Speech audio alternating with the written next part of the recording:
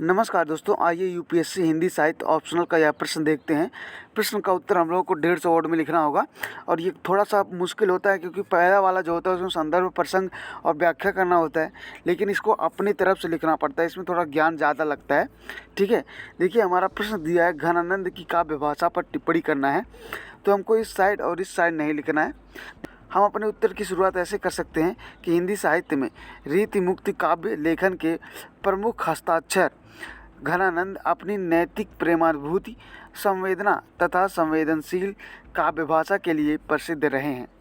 दरबारी माहौल में रहकर भी अपने काव्य को अन्य रीतिकालीन धाराओं की तुलना में देहमूलक, भोगमूलक की जगह त्याग, प्रेम, एक निष्ठता पर केंद्रित किया है। ठीक है, अब इसकी भाषा की विशेषता लिखेंगे। पहला पॉइंट आप लिख सकते हैं, ब्रज भाषा का अति कोमल व सुंदर प्रयोग किया गया है। दूसरा पॉइंट आप लिख सकते हैं, धौलात्मक व नंदात्मक सौंदर्य है, जैसे ऐरी रूप अगाधे, राधे राधे राधे राधे, तेरी मिलने को ब्रजमोहन कितने जतन है साधे।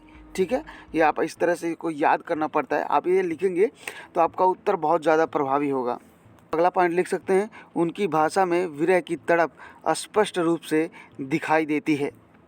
अब आप अगला पॉइंट लिख सकते हैं, अपनी प्रेयसी सुजान से बिगलता का गम उनकी काव्य में प्रतीकात्मक रूप में अभिव्यक्त होता है।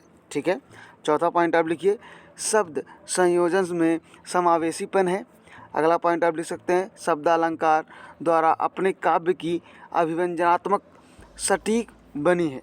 ठीक है, अगला आप उदाहरण के रूप में ऐसे लिख सकते हैं कि इसमें अनुप्रास व यमक अलंकार का बहुत ही अच्छा प्रयोग किया गया है।